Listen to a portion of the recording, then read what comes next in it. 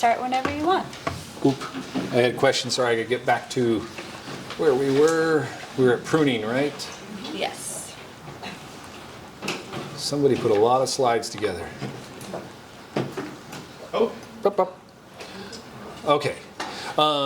So super important after your harvest to reset those plants. And so just general, you want to open up that canopy a little bit, but also you're resetting for uniform growth for your next crop. I do need to keep moving faster than I have been. So I'm only on slide 85 out of 130. So I'm going to have to go a little bit faster, but you'll have questions, and again, I'll be around. I can answer and talk to you as much as you would like. So right after harvest, you want to go in there and reset that plant. And then this is right out of the Australian handbook, this drawing here. We do it slightly different, but pretty much same principle. This top one's first year there. You're setting that scaffolding up on the top, and then they recommend the 45-degree cuts on the side. We do a little bit on the sides, but we're almost a flat top. It's a little bit of a round mushroom, but pretty flat, and then that gives us good equal growth for our stems throughout there. But one of the biggest things is not going too deep on your pruning. That one picture I showed before with a lot of brown wood there, you want to leave about 2 inches above the green material. And this is where powdery mildew, we'll get into that a little bit later, can really cause you some trouble because it can strip your leaves off, and then you have problems being able to prune it. Megalopydiums, I talked about those a little bit. They're a lot more sensitive where we grow, and so we don't typically prune our megalopydiums. They just don't have the vigor and the number of stems, and so we find that if we go in there, we shock them too much and we take off too much material, they can't photosynthesize as much, and so we typically leave them alone. We might do slight pruning with just some pruners, but typically we'll steer away from pruning there. For the bulk, bigger plants, we use the hedgers, and it's super important to keep those clean, whether you're doing hand pruners or a power hedger like this. We used to use alcohol mixes, parasitic acid, different stuff. We've kind of switched over and just use Lysol. The aerosol can makes it easy. But biggest thing is just making sure before you're moving from one field to another that you are sterilizing your equipment. Also, if you have a known area within that field that is Phytophthora there or other disease, you want to be sterilizing your equipment even more so you're not spreading that throughout your field. Disease management. We talked a little bit about this. The two big categories, it's still mainly fungus, but you have soil and foliar. And so we'll go into both of those categories. By far, our biggest problem in the soil is Phytophthora. And so it's a water mold. It travels in the water. I had a consultant tell me once that it's that irrigation management is so critical here, because if you are underwatering, you can dry out those roots, they crack, and then that opens up a spot for the Phytophthora to enter. Phytophthora, my understanding, the way it is, it's not strong enough. It's kind of like the daddy long legs of spiders. They tell you it's super dangerous, but it can't penetrate your skin anyway, so it doesn't matter. Phytophthora needs a wound or some kind of injury before it can enter. And so if you underwater and dry that out and start a crack, and then you add the water back in, we now have a source for that Phytophthora to enter. Overwatering, that's how Phytophthora spreads. It swims in the water. It also swells those roots, and then you can crack that or split the roots that way. So under and overwatering are your biggest problems for Phytophthora. The Pythium, similar, root, the soil problem. And then you can see over there management, irrigation discipline, improved infiltration. Rhizoctonia, airflow on the surface, but also moisture. So you see that the theme here is your moisture. So managing your irrigation is so critical for your disease management. Now we go up to the foliar, the top side. So one of the biggest problems we have is botrytis. And this is not only in the field, but also post-harvest. And we'll talk about that in another section. But this is gray mold. So same thing as your strawberries in your refrigerator. Boom, that's botrytis. Waxflower is very sensitive to gray mold botrytis. So there's a bunch of different fungicides that you can use for that. I listed the active ingredients and the MOAs there, so you can go back and look at that. Powdery mildew is the other one. This picture pains me greatly for a couple of reasons. This used to be one of my favorite fields. It's Q140. It was full and lush. You can see all these dead plants have been pulled off the side. This is a powdery mildew outbreak that took over, and they didn't get to it in time and treat it, and so it just defoliates. Now, a lot of these plants, like this one here, is probably not coming back. A lot of these plants will come back, but they're defoliated, all those plants, and that it won't sprout new leaves once it's been defoliated on that level. Your new growth will get new leaves, but now you've set that plant back super far because now the photosynthesis, it doesn't have all its solar collectors out there producing sugars for you. So this is a huge problem. This goes back to the airflow and also irrigation management. And so this is where we talked about, not getting your plantings too dense so that we have good airflow, picking a space on your farm that has good wind and airflow, keep those plants dry, and that's a huge piece of that. But then treat when you see it or the conditions are right. I try not to do preventative sprays, but sometimes it's smart, and we'll talk about that a little bit more later too. Oh, powdery mildew. So the conditions, optimal temperatures 60 to 80, and then high nighttime humidity with lower humidity in the day, that water gets off of there. That warm temperature with moisture. As we all know, that's fungus material. So that's when we have problems. One interesting thing about powdery mildew, though, if you get a good hot day, it will cook it out.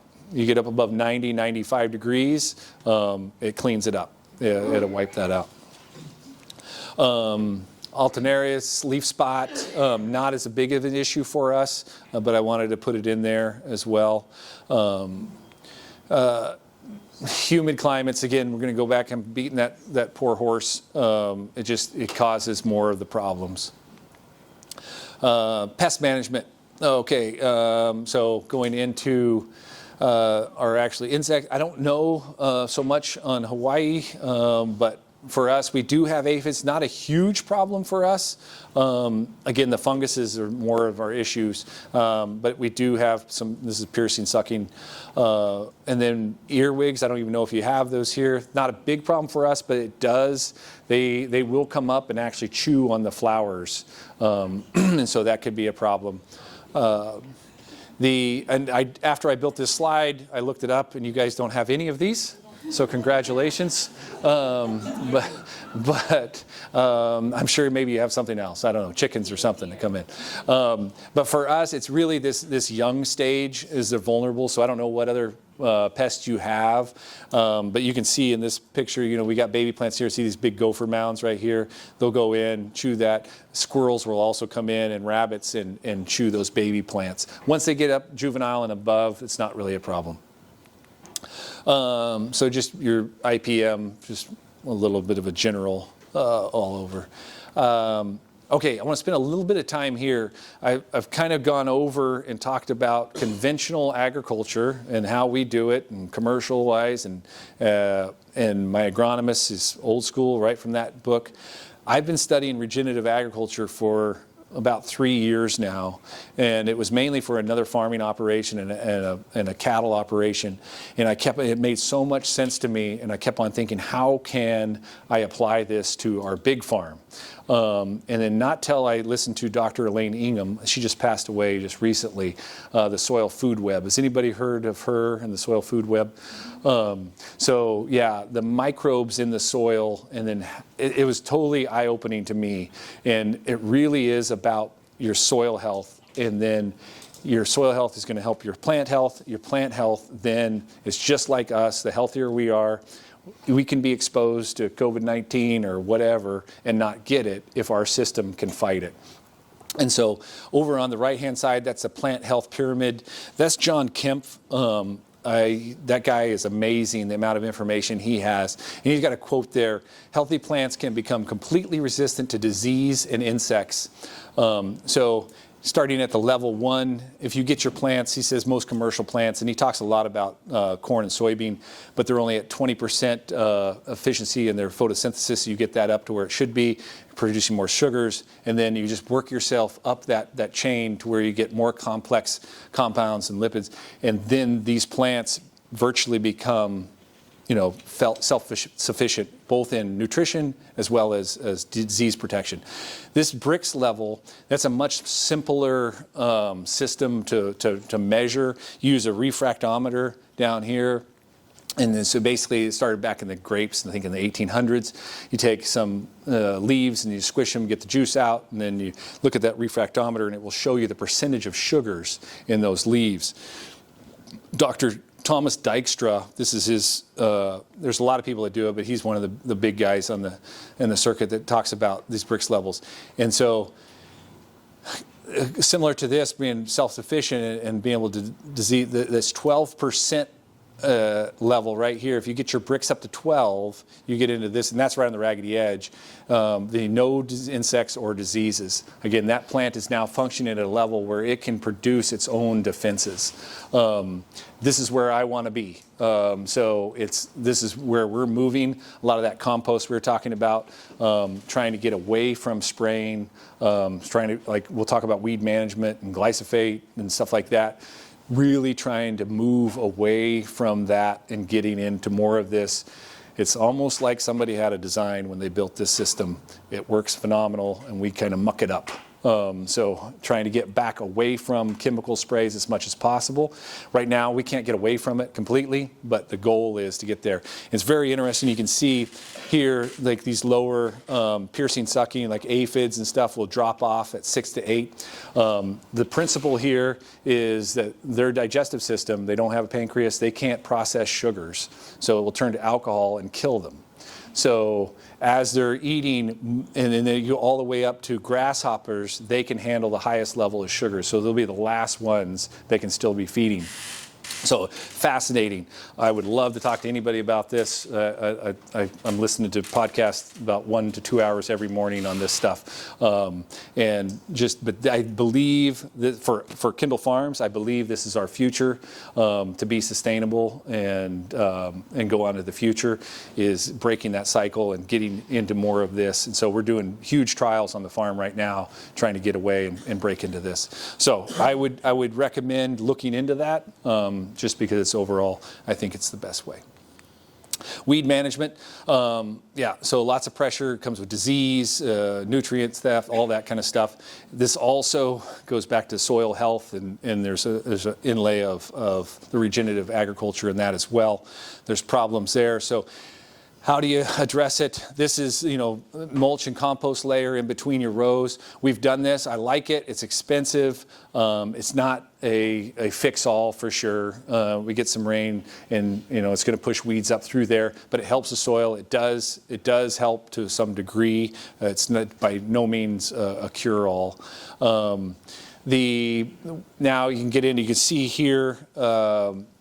Mechanical, and then also you can see here, this area, that was Roundup, glyphosate. It works, I'll tell you that, but it works on everything too, so it really knocks out your microbes in your soil and causes a problem there. But it's effective. And then for most of the time, we are doing a combination of chemical and mechanical. And and just trying to find that balance. You have to be really careful on those baby plants, and even wax in general, super sensitive to the glyphosate. So we use shields when we do spray. We have shields on the end of our wands so that we're not spraying up into the canopy and keeping that really low, keeping the pressure in your backpack sprayer very low, because you can atomize that spray and then you turn it into a fog. We've had that happen to where it just gases the whole plant, gets exposure, doesn't take much. So you have to be really careful. This picture, the team got sent out to get a picture for this. Heavy weed pressure, a new planting, and this slightly overdone in the pre-emergency, these white granulars. But good news is you can see it for this photo. So a lot of what we'll do is that hand cleaning around, right around the plant itself. That's that sensitive, especially these small plants. So easy if you have a weed trimmer, like a string trimmer, go in there, you hit that, boom, you just cut and killed your plant. So also they don't have that root zone established, or so they're more impacted by the weeds. So we like to keep that clean. Again, 750 fields, it's hard for us to stay on top of the weed pressure. December is super hard for us. One, we're harvesting wax like crazy. We get the rains, and then we have warm temperatures still, and it still pushes growth. So we're chasing the weeds during this time. We're just now getting out of that a little bit now. But you can establish that, kind of do that mechanical cleaning, hand cleaning around that plant, and then put a pre-emergent down, and that's what this is, and that prevents those weeds from growing. The pre-emergent needs to be watered in. You'll probably get a rain here, but it needs to be active, so it has to be watered in for us. We usually have to use irrigation to do that. During establishment, again, this is that critical time that baby is, can be overcome very easily with weeds. So staying on top of that is really important. Also, this is a lovely photo. Massive weed pressure in one of the fields. Just haven't got to it yet. But excessive irrigation. Again, now you're feeding your weeds as well. So irrigation management can help you in that. So we didn't cover too much in that one because we did part of the other one. But any questions in that section? Any questions, folks? Yes. Have you considered doing like in-ground irrigation, or are you just always like on top? I have considered it. The problem is that if we get a plugged emitter or something like that, and then we also do have the gophers, and they will chew on the poly lines. So it's a little bit of, for us, we found that we bury all of our PVC, but the poly lines we keep on the surface, and then you can get this poly with built-in emitters. I don't like them, because when they plug or you have a problem, you can't change them out. These, they're not easy, but you can pop them off and either get rid of them or clean them and get back in, whereas those built-in is more problematic. Yes? When you're spraying, when you're watering it, are you just spraying at the soil? Oh, okay. Yeah, so these don't spray. They're not a sprinkler. They're a drip emitter. And so it's literally coming out as drips. And if you get a bigger one, like a 2 or a 4 gallon, it'd be a small stream, but these are pressure compensated, so there's a channel that the water has to go through, and then it drips out, and so it's not spitting. And if you do get one of those, you got a problem, like calcium bicarbonate might build up if you have hard water, and then the tip gets a little plugged, and then you might get a spray. That's a problem. Or you don't have a good seal where you've installed it. That could be a problem where you're spraying water. You don't want to have that. There was another question right in front. Yes?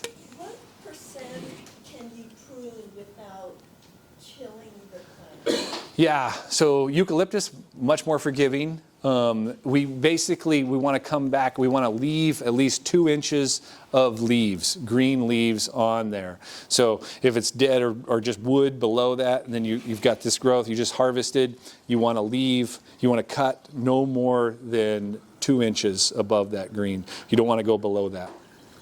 So, but quite a bit, they can handle that. But each one, it's succession as the plant's growing. You're just taking a little bit more. But then they'll get up, big plants, Purple Pride, Lady Steph.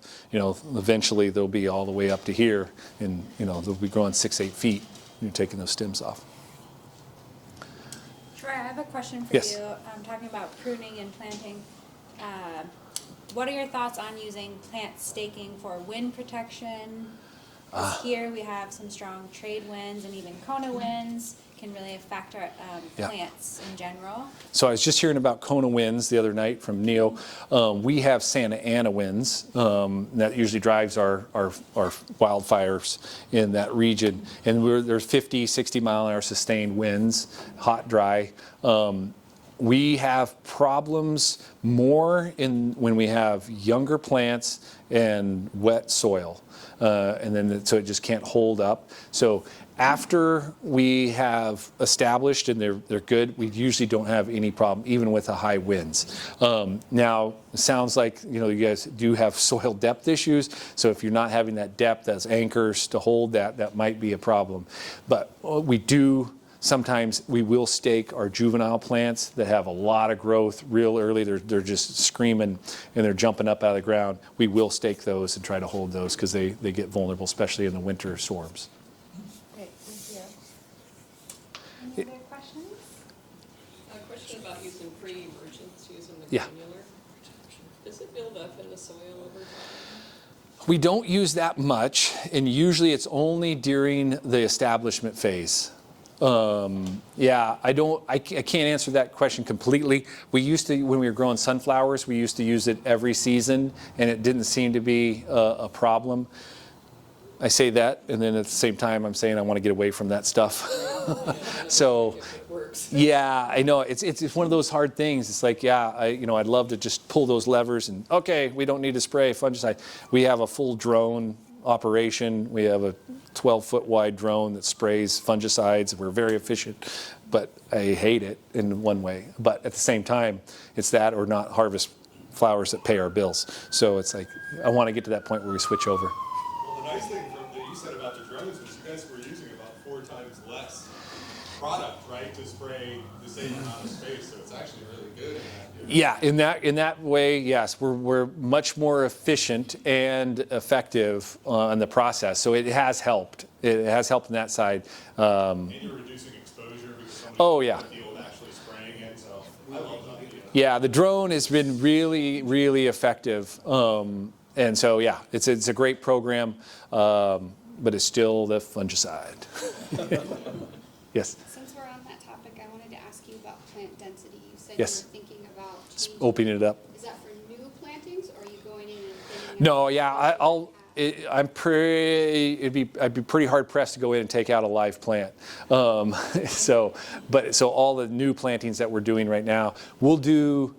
Last year we did right around 30,000 new plants. This coming season we'll probably do closer to 50,000 new plants, and so we'll look at each one of those varieties and make the decision based on not only the variety, so its mature size, but we'll also look at the terrain. If I've got good exposure with nice winds, then I can keep it a lot tighter. If I'm in a north face and a pocket with not a good wind and more stagnant area, then that's where I need to open that up. So your row spacing is wide enough to walk through, and then your plant spacing within the row, is that wide enough to walk through? Typically not. Once they grow up, they're touching, and then in some cases, those bigger ones, even at a 5x4, you almost need to harvest to walk. So are you trying to widen both? A little bit, yep, a little bit on both, yeah. I think. No, we haven't had to have any windbreaker plants. Again, once ours are rooted, we've actually had a small tornado go through the farm, and then trees don't do well there. But for the most part, we haven't had a problem. We do have high winds, really high winds, especially on the peaks there, and those Santa Anas come through. It's really bad. Any other questions? Allison. Yes. Any idea on how much rainfall is too much rainfall? Well, it's interesting doing the research for this. in the southwest region of Western Australia, their winter rain is 35 inches. But it's during that winter. And for us, we have 14 inches. And so it can handle a lot more. It's more, I think, that summertime humidity that is really the bigger issue, would be a problem. Any ideal humidity thoughts? We can't grow waxflower on the east coast of Australia. Yeah. We predominantly get summer rainfall. In our district, 47 inches average annual rainfall, mostly in the late summer. But when I left home, we were sitting some days at 100 with humidity at 80, 90%. We attempted to grow waxflower very early, and any moisture that sits on the plant when the sun comes up in the morning, which will stay on until mid-morning, will just defoliate the plants, and you'll keep the green shoots on top, and all the bottom will drop all its leaves. So if you've got really high humidity, it's going to be a bit tricky. Yeah. Yeah, climate, going back to matching that original climate as close as you can. And it sounds like there are spots throughout the islands that you have that. But yeah, if you're in those green and blue zones that we were looking at, I would stay away. I would stay away.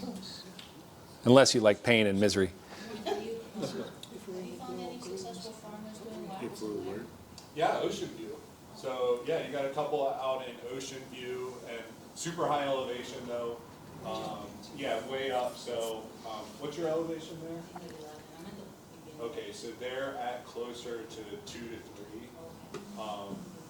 But they get rain almost every day, but very cool temperatures. So I think that humidity, rain / temperature aspect, they're allowed to run them a little bit more humid at those cooler temperatures. And when it's dry, it's dry. Right?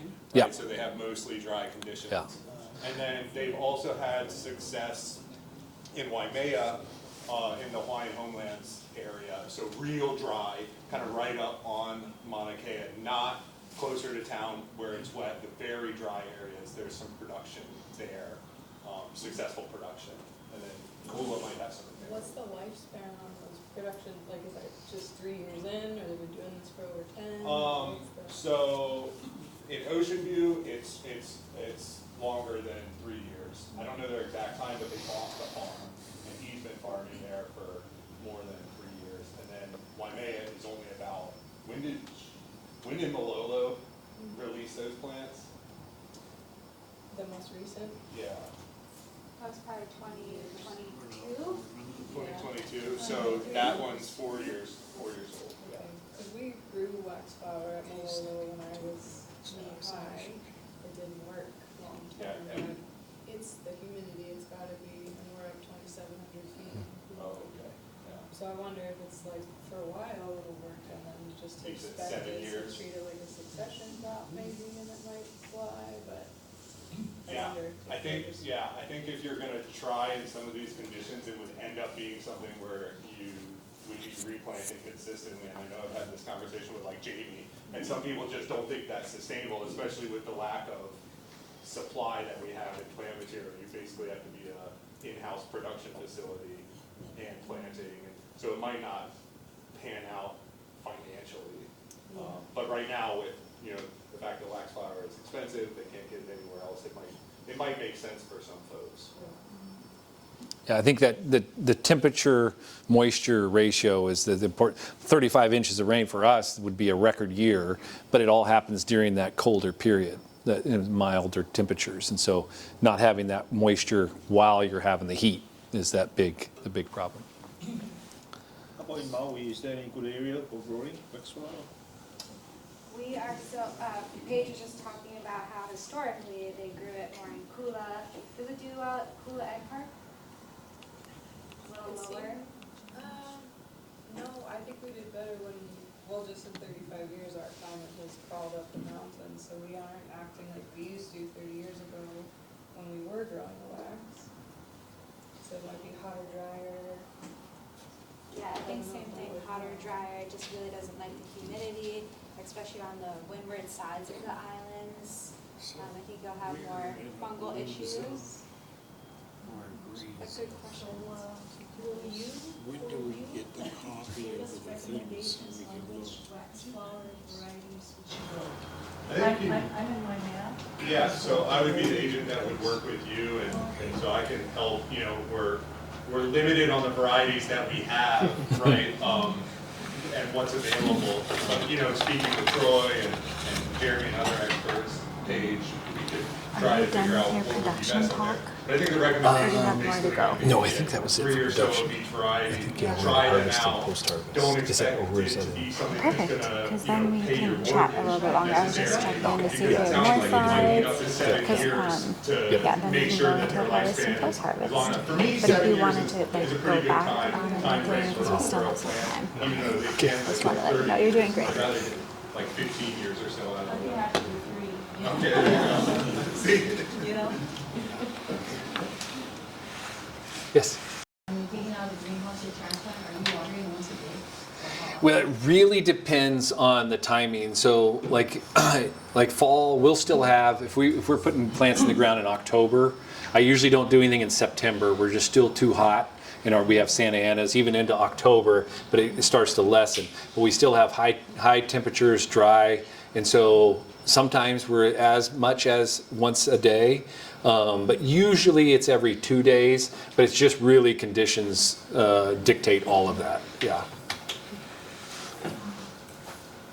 Anything else? Question, Yes. so if you have, let's say I'm a small grower and I have some waxflower plants, but I neglected them, I haven't pruned them, they're pretty big, scraggly looking, can you prune them heavily back? Or what's the best approach if you have more mature plants that, how to prune those correctly? Yeah, I mean, that's really not the situation we're in, so I don't have a tremendous amount of experience in that, but basically I would go back into that if you have the green leaves up to that point, don't go into that brown wood, stay within your leaf zone, you know, at least 2 inches. And if that plant hasn't been touched in years, I wouldn't go that deep. I would give it a haircut up top, but leave a lot more, be a little bit more conservative on that.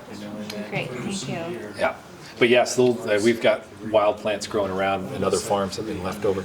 Yes? What about older woody plants that might have like a weird funky woody trunk, but they're sending basal sprouts? Can you lob off that woody main guy and let Yeah, it will tolerate quite a bit of that. We typically don't do that.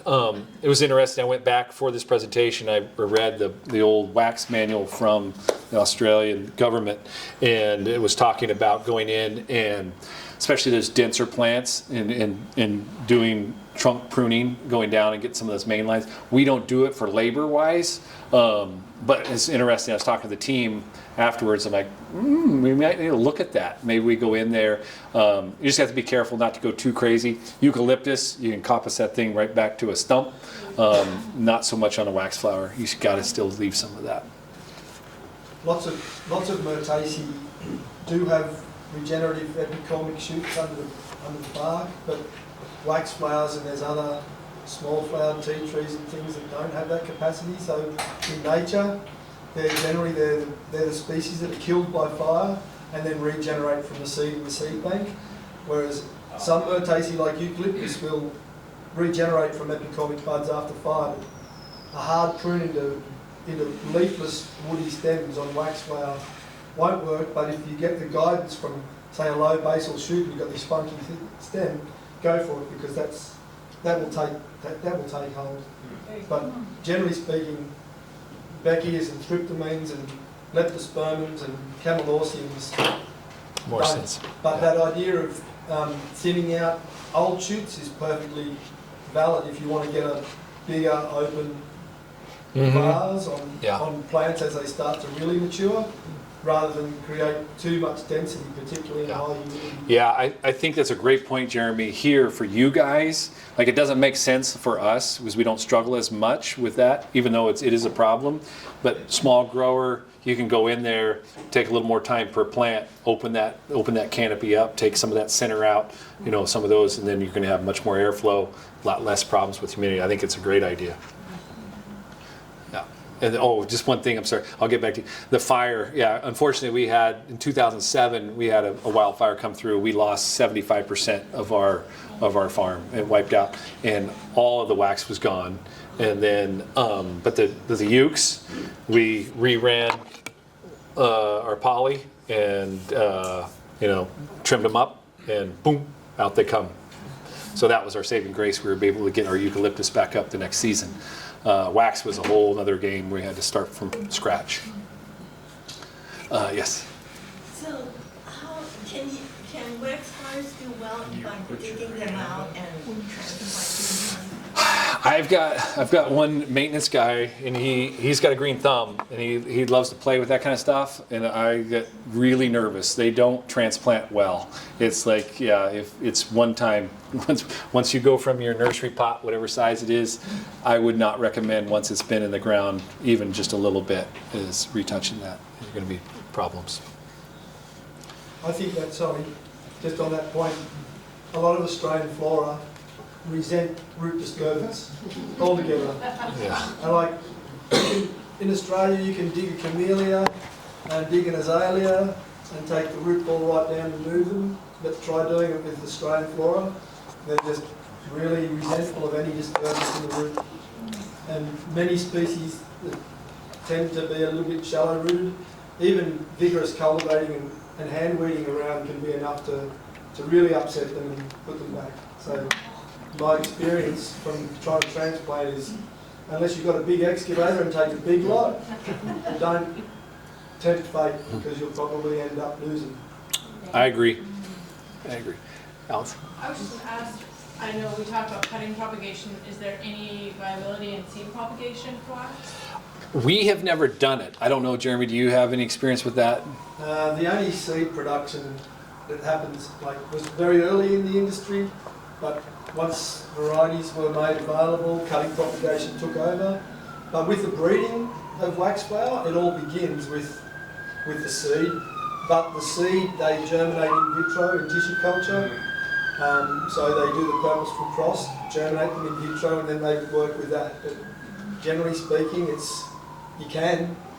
just grow a straight pink waxflower and you can do them from seed, but that's Trying to figure out ways of getting You're more probably better. waxflower Yeah. to stay in a safe way. Yeah. Yeah. Oh, safe like getting seed into Hawaii? Safely. Safely? Legally. Approved method. I'll post you seed. Yes? In your pruning diagram, you had two figures, 300 and 450. What was that referring to? That would be back into metric. And I didn't. Australian diagram? Yeah, and we have our resident Australian here. He's already said he won't do a conversion. I've tried to be doing conversions since I've arrived, it's still my heading. There you I've just done the math for this afternoon's presentation. go. That's a height. Is that 300 centimeters off of the floor Yeah, there? so 1 foot. Yeah. 12 inches. Yeah, Yeah. yeah. So that's first year. Yeah. Sorry about that. I should have done that. It's foot and a half. No, thank you for that.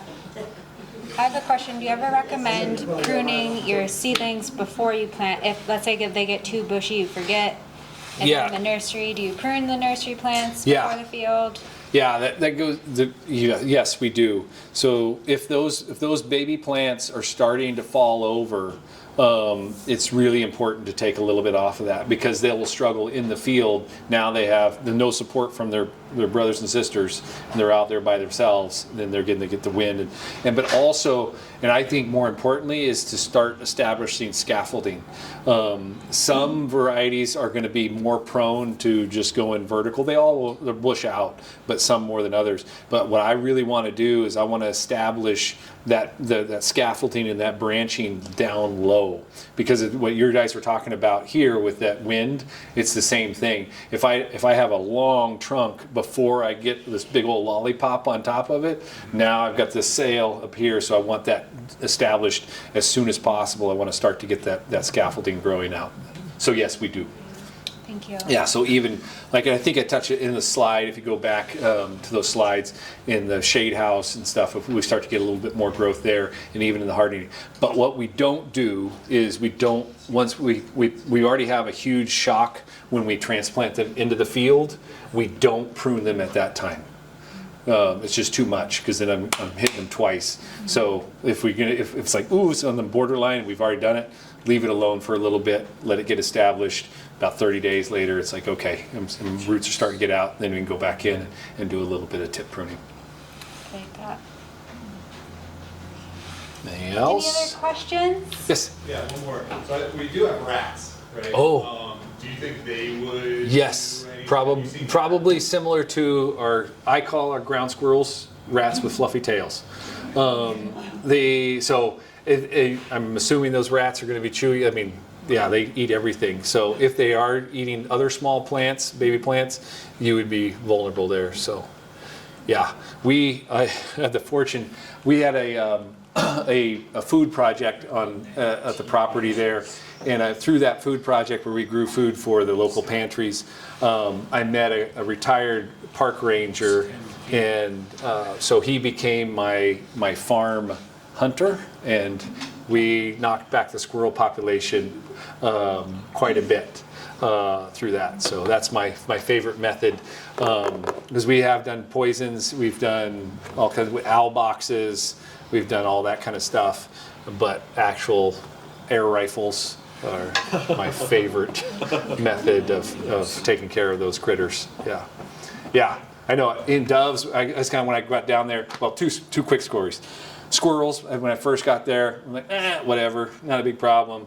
And then we were growing sunflowers at the time. They came in and from a neighbor's avocado grove and wiped out an entire block of sunflowers. Game on. Okay, no longer friends anymore, and we wage war. And then the second one was birds, and so some doves that came in. I'm like, oh, aren't those cute? And then I was noticing in our sunflower production as well these huge long gaps, and I went out there.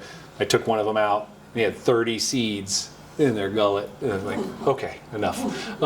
So yes, those pests can cause you problems. Anything else? I have a question. I know you're going to talk soon about harvest and Yes. post-harvest, but when you're timing your pruning, do you also want to think about flowering? Like, for instance, are you pruning, doing more thinning while harvesting to benefit the plant structurally? Usually we have that as two different things. When we do for pin cushions, often our harvesters are trained as pruners as well, and so because they're doing individual going back. And we have mainline pruning that we do at a semi-regular basis, but on the Waxflower, for us, it's all about speed. I won't get into too much on the rates, but I want to be harvesting around 40 to 45 bunches an hour, up to 100 bunches an hour. So that speed, I don't want them slowing down. So that's where we go back with those big hedgers, and then we're pruning like this. So I don't slow down on that. As far as timing afterwards, post-harvest, not generally. Usually I want to get right back in there as soon as possible, do the pruning, and then that way I can start feeding and watering. And it's about getting length to make sure that during that growth time I get back to my 24 inches. Sometimes if we'll get behind, then that could be problematic if I don't have enough time to get to my length for spec on harvest. So usually it's about pushing that, because it's calendar set, and whether I give it 18 inches of length or 26 or 7 inches of length, the flower is going to set, the buds, and it's going to go. So I really want to make sure I have enough length, because I can always cut it off, but I can't stretch it. Yeah, So, sounds good. Yeah. Thank you. So, 300 would be millimeters, that's 1 foot. Yeah, that Approximately. Okay, if it was centimeters, it's 10 feet. 10 feet. Love it. Grow You're 10 growing a great flag. Yeah, you're a good grower. No, yeah. So it's really basically, and I wouldn't get hung up on the height as much as that structure. So now, okay, we're going to come in here at 300 millimeters and chop it right there. If that might take it the head off. So it's really about looking at that picture of where that is, and so you're just taking those tops off and flatten that out, building the scaffolding. Yeah. Good question. Any others? Any other questions about propagation, production, planting, pruning, weeds. You're all Waxflower growers now? So what's your pH?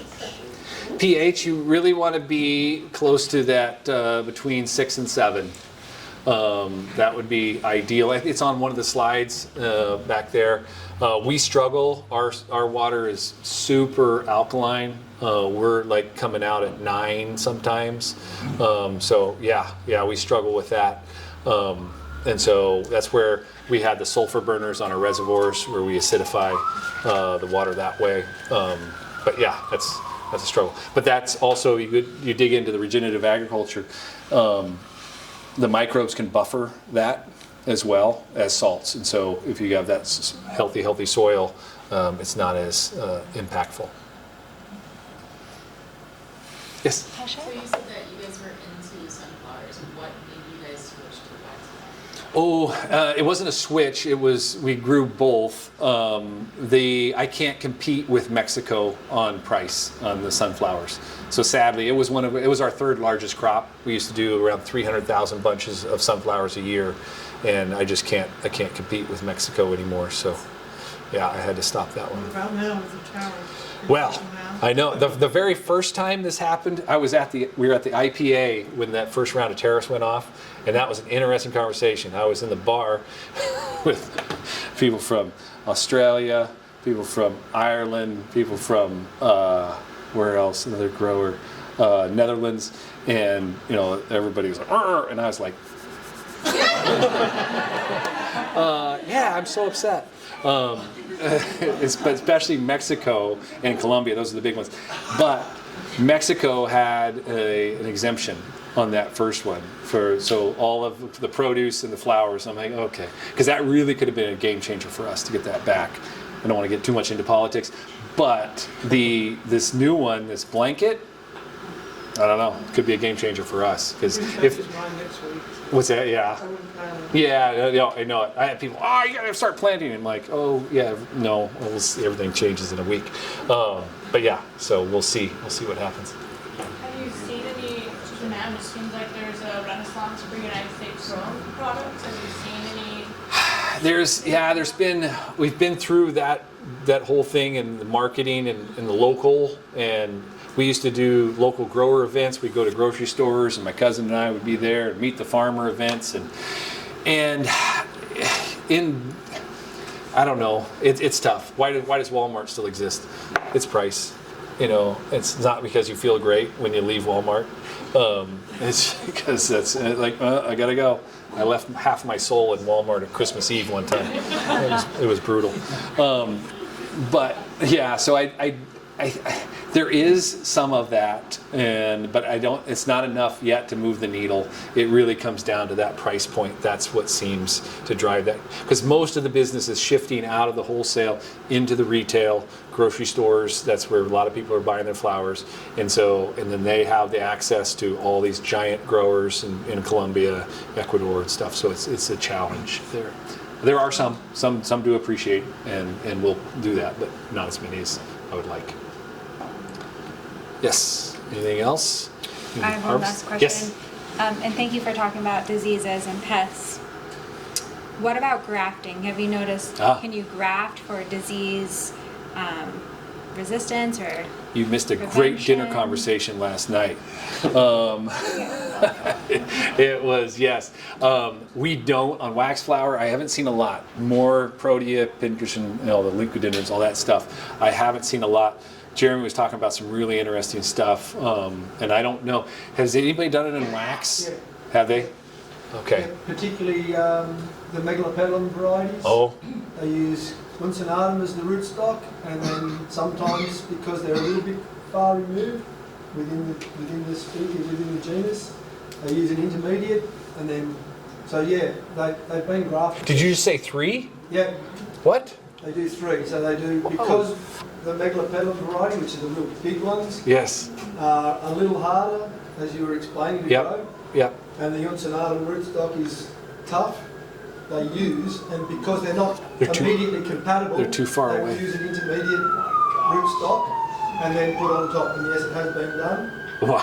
Yeah. And that's a $100 I can plant. find you some literature, but it does give you that advantage of Yeah. a really sturdy Yeah. rootstock, which you get from this. But if they were close enough, then you can just go then one you can graft. just go straight on. Sting. Oh, Yeah. interesting. So there are a number Yeah. of different species within the genus, Yeah. and the best way for compatibility long term is to use an intermediate graft union. Wow. So it just takes it one extra step. Who's got some Makes time it on their more hands? Yeah. expensive. And this, I think, with anyone growing stuff, you've got to really consider the Yeah. commercial reality. Yes. And Yeah. a lot of the time, this is a novelty, but yes, it can be done. And it means that some people in Australia, if they want to grow waxflower on marginal waxflower growing country, they can do it. Yeah. But that means their cost of plant material for their establishment is much greater. Yeah.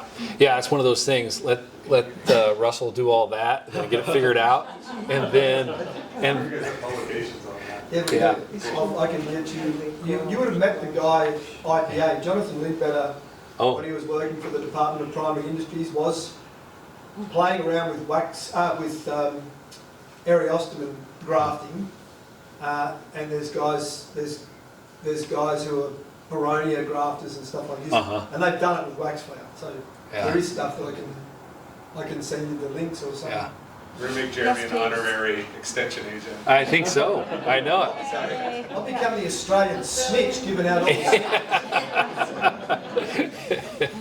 I would love to see those Yeah, I'll get too. it. Thank you. Yeah, no, that's it. But you got to look at that too, and this kind of goes back to what I mentioned before about choosing that healthiest plant. It's worth the money up front because if you have say 50% attrition in their first year, what did that cost you? You know, versus 5% because you got these plants that were grafted or they're just that much more healthy. So it's tough, I know it, but you really have to look at that long term. It's a big investment. I know your fields are much smaller and fewer numbers than mine, but it's still economics is economics, and so you just have to really watch that. But I can tell you, it pays to have healthy, strong plants. And one of the things everybody on my team will tell you that one of my favorite sayings is, well, there's many, but the full fields make money. And so, I saw some of those pictures in there with the big gaps, and I got to go weed all that, and I've got land that's not in production, all these other issues that come with it. That's expensive. So even if I have maybe a variety that just doesn't have the flowers that I like, but it gives me no issues, so my inputs are lower, and I can have production for 10 years with very little loss or problems. I can sell that flower at a lot less price than I can a megalopedium that I just got a baby. And sure, maybe it gives me $1 more per bunch, but it all has to pencil out. The other favorite saying, and I have multiples, I'll give you one: you can't manage what you don't measure. And this goes back to that irrigation. And I know I can't beat that horse enough. But yeah, if you're not measuring it somehow, you are likely to make a pretty significant mistake. So having information to make those choices, and that goes across your whole farming operation. Know your numbers. I don't have any slides about that, but I can talk to you afterwards about how we track things. We have our own program that I built so that we know everything we put into the field, everything that comes out of the field. I know what every harvester, what their rates are. I know all of that information. I know that's getting kind of extreme probably for you guys, but the principle still stays the same. Whether it's you and your time that you're out there, or you're having 1 employee or 50 employees, you really need to know those numbers. Otherwise, it's a hobby, and that can be really expensive. All right. All right. Thank you. Well, thank you so much, Troy. All right. Are we going into